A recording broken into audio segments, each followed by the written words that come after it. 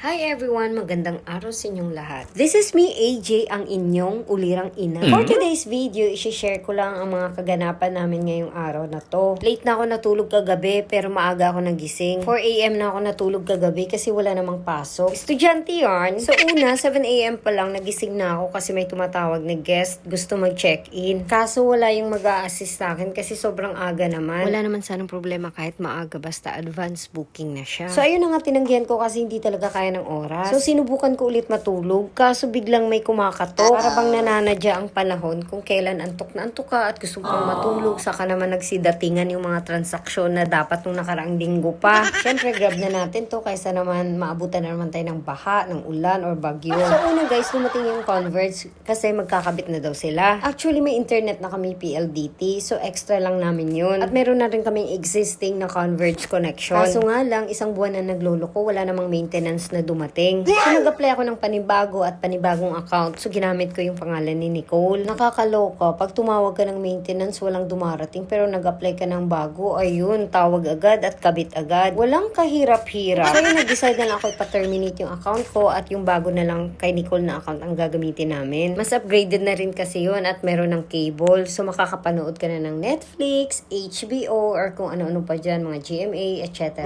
So, maya-maya naman, bigla namang may kumatok. Nagpapa-install kasi ako ng aircon. Meron kasi kaming isang room na vacant na wala pang aircon. So, gagawin namin siyang multi-purpose room. Ito na lang kasi ang isang room na wala pang aircon. Hindi talaga pwede walang aircon. Sinubukan ko. So, para kang nasa oven. Multi-purpose room ang tawag ko kasi pwede kasi siyang room ni Steven. Pwede siyang office ko at pwede siyang guest room. So, ayun na nga guys. Sobrang busy ko. Para na akong nasayaw at natataranta na dahil hindi ko alam kung anong unahin kong puntahan. Yung nag-i-install ba ng Convert. At maya-maya naman, chinecheck ko yung nag-i-install ng aircon. Hindi ako mapakali guys pag may bisita ako biglaan tapos hindi pa ako nakapaglinis kasi nga kagigising ko lang. Sakto din nagluto ako ng pansit kagabi. So yung natira pinakain ko sa kanila guys. Ininit ko at saka fresh pa naman kasi late ko na din niluto kagabi. So pinamerienda ko ang 5 tao kasi 2 sa aircon, 3 sa Converge. Pansit na may tinapay at may kape. Nakasanayan ko na yan at nakaugalian ko na talaga guys. Pag may bisita kailangan may i-offer ako na food. Simpleng kasi yan para sa kanila. Lalo na sa mga nag-i-install ng mga internet or aircon or kung ano pa yan. Kaysa naman bibilhin pa nila at saka yung effort nila sa pag-install. Grateful tayo dapat sa mga maliliit na bagay at sa effort ng ibang tao. So after ko sila pa meriendahin, ayan nagsaing na rin ako. Tulog pa din kasi mga anak ko pero usual ginagawa ko talaga is nagsasaing na para pagising nila may kanin na at sila na naghahanap ng uulamin nila pag wala akong niluto. Lalo na pag ganito sobrang busy ko so hindi ko na talaga kayang magluto kasi maraming inaasikaso. Sakto may 2 pala akong ilaw na binili para ilalagay sa labas. Sa bubong kasi yun, kaya kailangan ng mataas na hagdan. Sakto meron mataas na hagdan ang installer ng Converge. So ginrab ko na. Sabi ko magbibigyan na lang ako ng